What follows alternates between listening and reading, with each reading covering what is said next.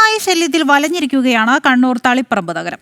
തെരുവുനായകളെ പിടിച്ച് Taliparamba താലൂക്കിലും mini civil സ്റ്റേഷനിലും പോകാൻ കഴിയാത്ത അവസ്ഥയാണ്.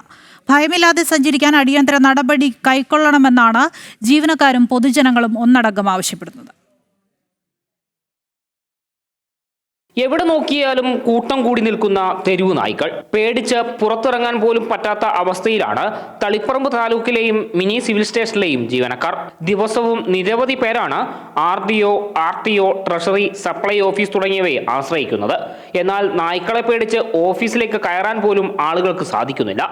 ഓഫീസ് കോമ്പൗണ്ട് മാത്രമല്ല, ഓഫീസിനകവും നായ്ക്കൾ താവളമാക്കിയിരിക്കുകയാണ്. ഈ കോമ്പൗണ്ടിനുള്ളിൽ ഇപ്പം തുടർച്ചയായിട്ട് നമുക്ക് പട്ടികൾ കൊണ്ടുള്ള ശല്യങ്ങൾ രൂക്ഷമായി വരികയാണ്.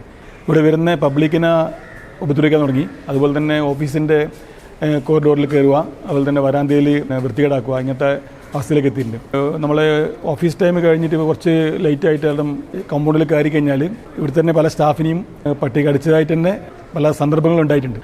പിന്നെ ഇതിന് രജിസ്ട്രേഷൻ ഇല്ലാത്ത നായ്കളാണ് ഇതെല്ലാം. അപ്പോൾ ആരോ ഇതിനെ സംരക്ഷിക്കുന്നുണ്ട് ഈ കോമ്പൗണ്ടിനുള്ളിൽ വെച്ചിട്ട്. അപ്പോൾ അത്തരം പ്രശ്നങ്ങൾ രൂക്ഷമായ ഈ അവസ്ഥയിൽ പബ്ലിക്കിന് ന്യൂസൻസ് ആയ ഒരു അവസ്ഥയിലാണുള്ളത്. ഇപ്പം വളരെ മോശമായ അവസ്ഥയിലാണ്. നേരത്തെ തെരുവുനായയുടെ ആക്രമത്തിൽ ജീവനക്കാർക്കും ഓഫീസിലേക്ക് എത്തിയവർക്കും പരിക്ക് പറ്റുകയും ചെയ്തിരുന്നു.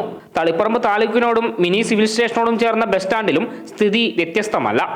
ജില്ലയിൽ പല ഭാഗത്തും തെരുവുനായ ശല്യം രൂക്ഷമാകുന്ന പശ്ചാത്തലത്തിൽ ശാശ്വതമായ പരിഹാരം വേണമെന്ന ആവശ്യമാണ് ഉയരുന്നത്.